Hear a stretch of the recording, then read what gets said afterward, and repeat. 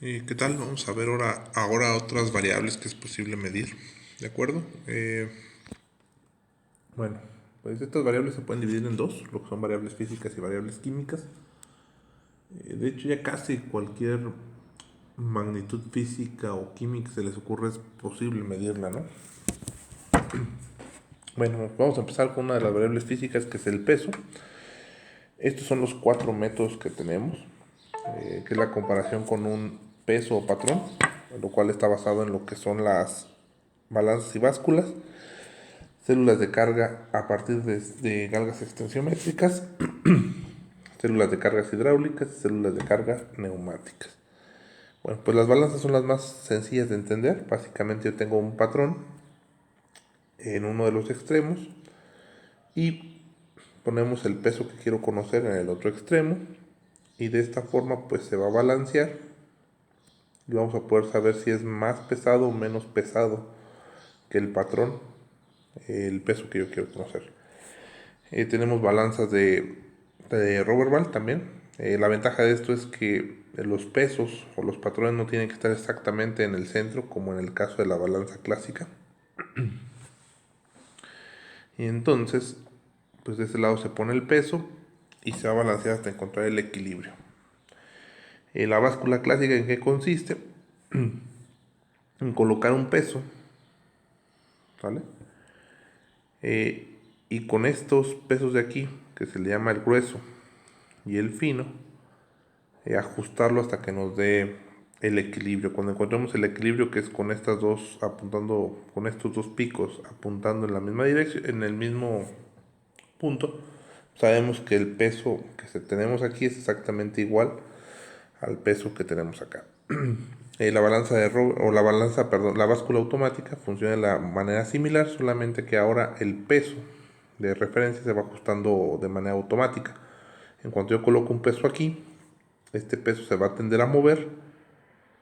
Por ejemplo, si este peso trata de bajar el brazo, este peso se va a mover y entonces el momento va a decrecer o va a crecer dependiendo de este peso, ¿vale? Entonces, bueno, estos son las balanzas y las básculas. Son muy utilizadas, obviamente.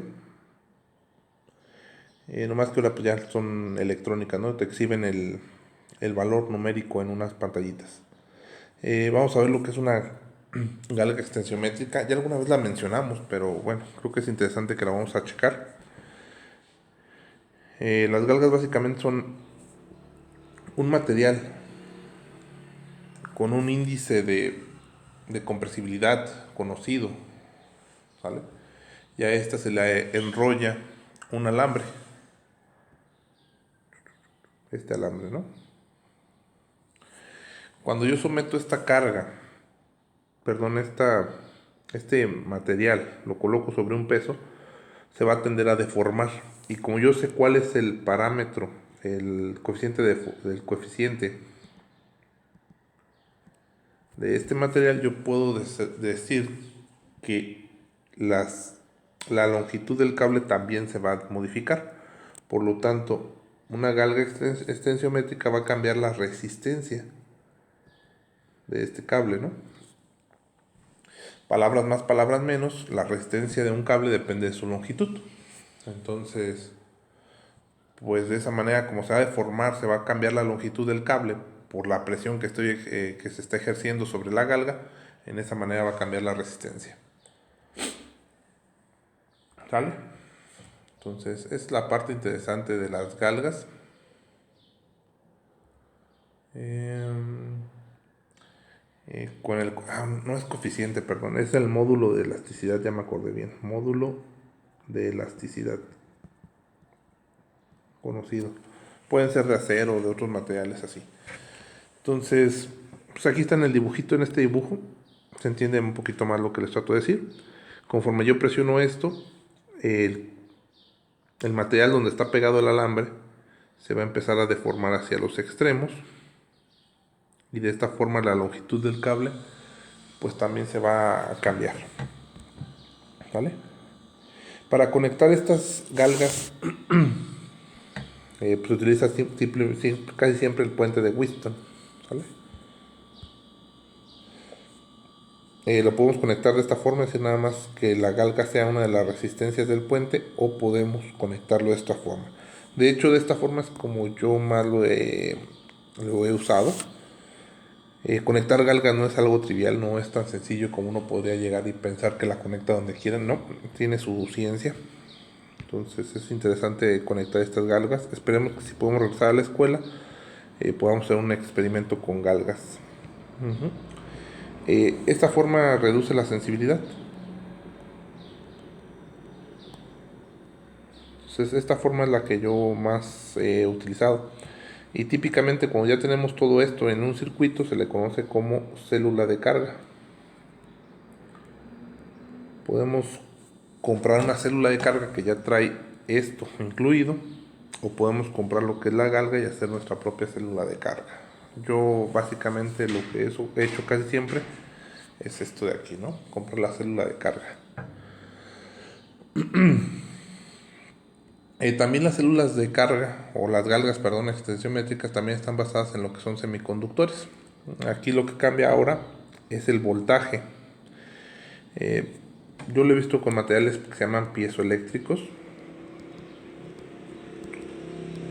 Un piezoeléctrico, que básicamente es aquel que cuando yo lo someto a presión, él genera un nivel de voltaje más grande, ¿no?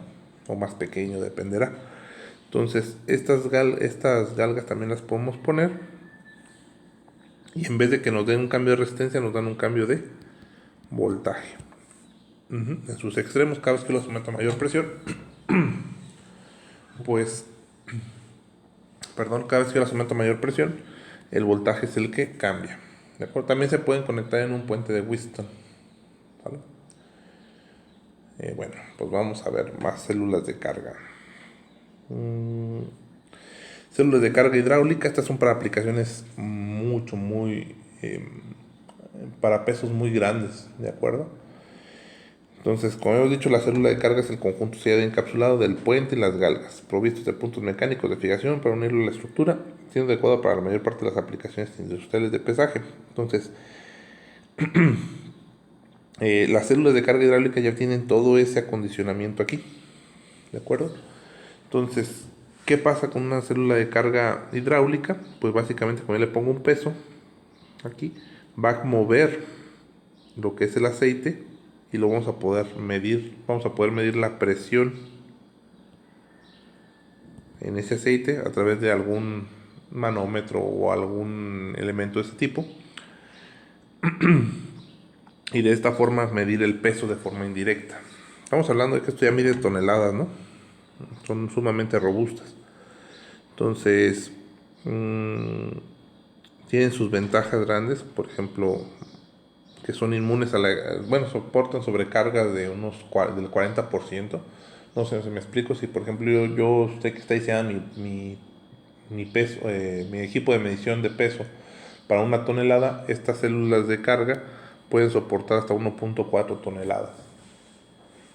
Y bueno, también tiene la ventaja que no están, son contra explosiones, ¿no? Si yo le pusiera un peso muy grande, pues podría explotar, pero pues estas están diseñadas para que eso no ocurra. Y por último, las células de carga neumáticas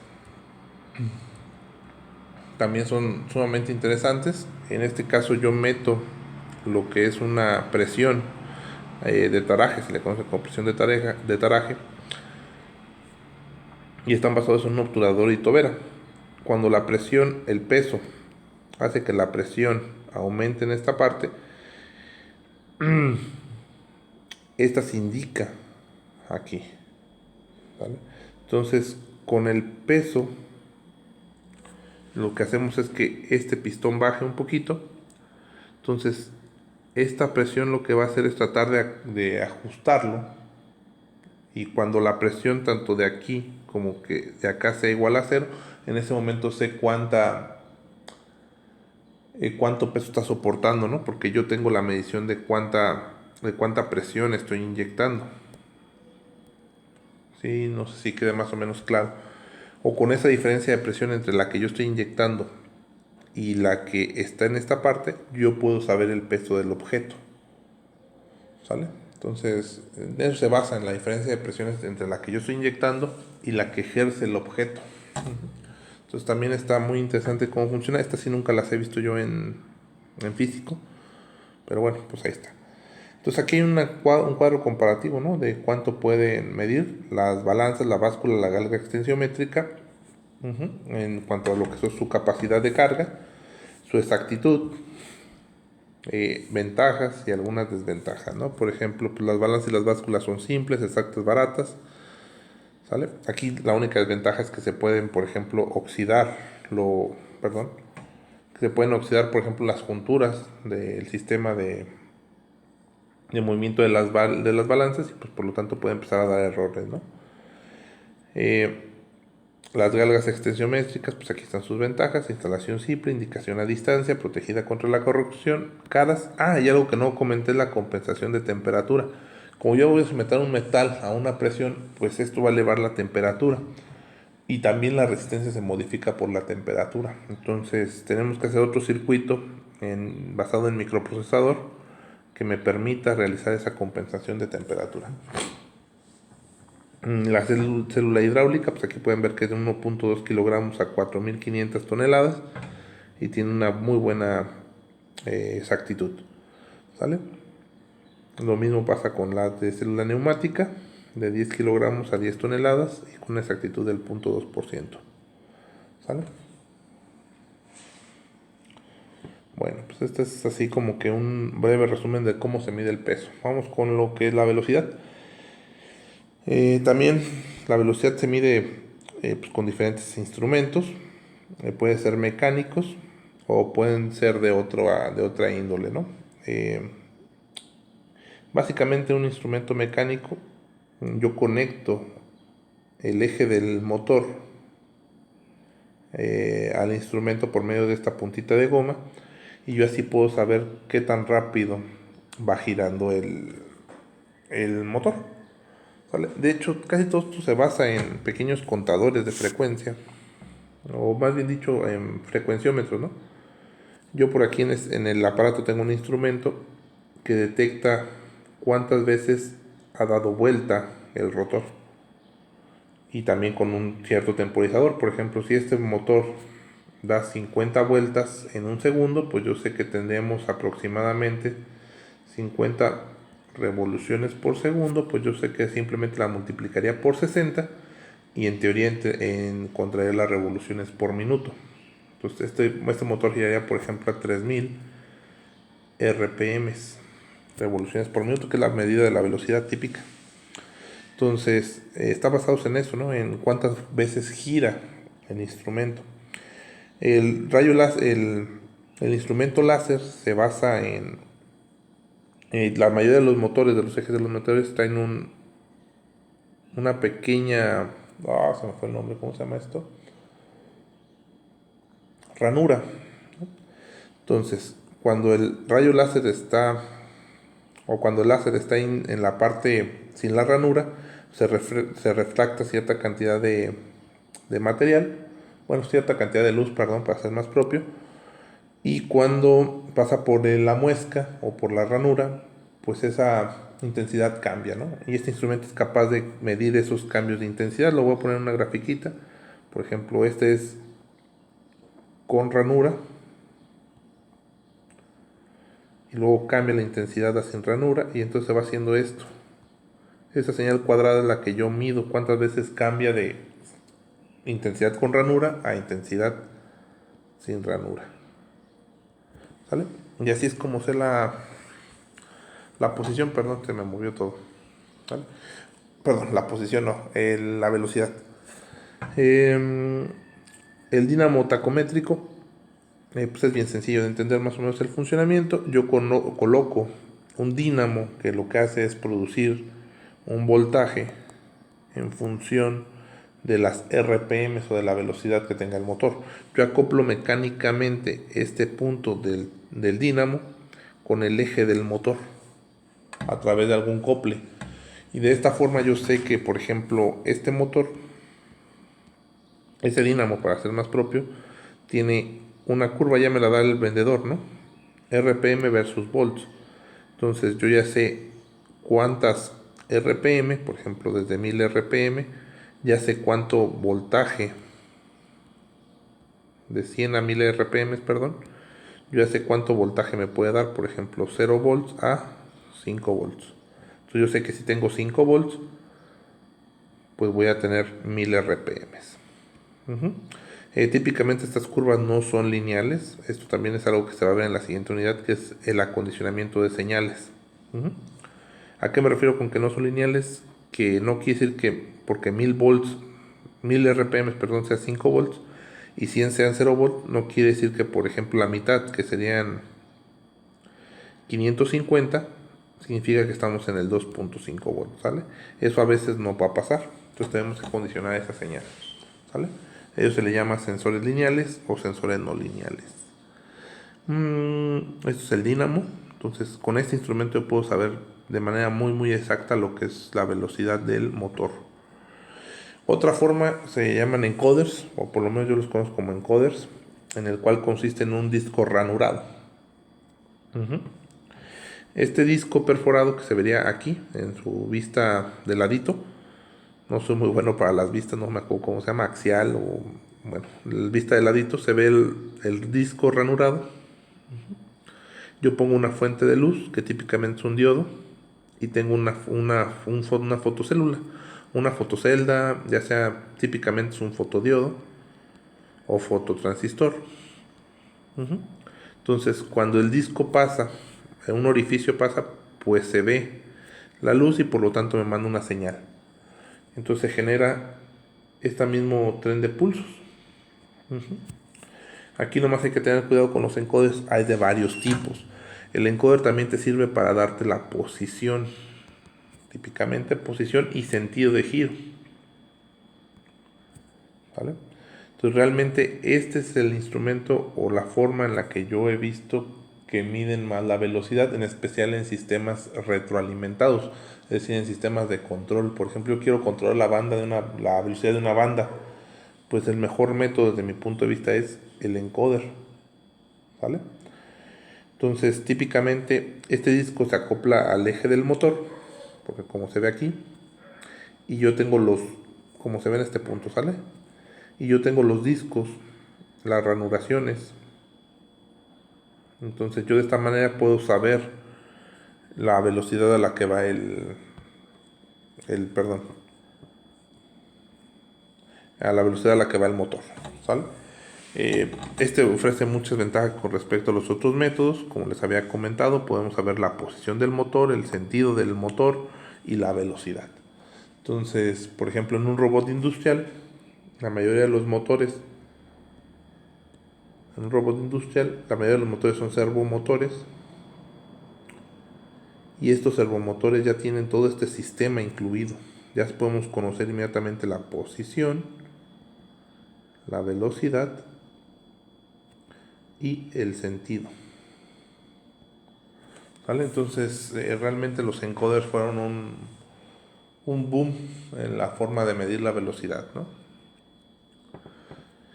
Otras variables que podemos medir son la viscosidad. Aquí ya nomás es una tabla porque son muchos métodos para medir la viscosidad de forma discontinua, de forma continua o para medir lo que es la consistencia, ¿no? Aquí se ven algunas de los sistemas, cuáles son las ventajas y las desventajas que tenemos y bueno, pues las aplicaciones que se tienen, ¿no?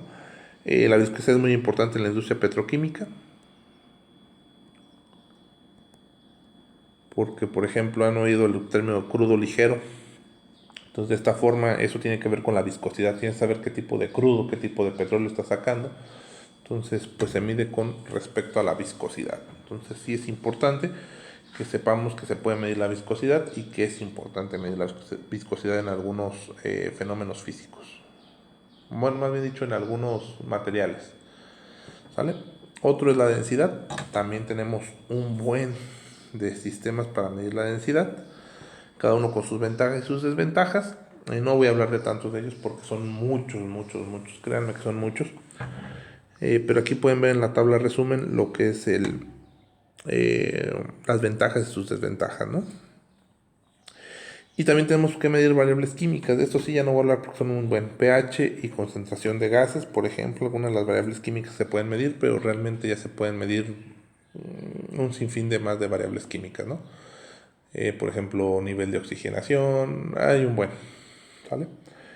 Entonces, las más típicas a nivel industrial son el pH y la concentración de gases, ¿no? Estos, por ejemplo, son muy utilizados para saber la calidad del aire,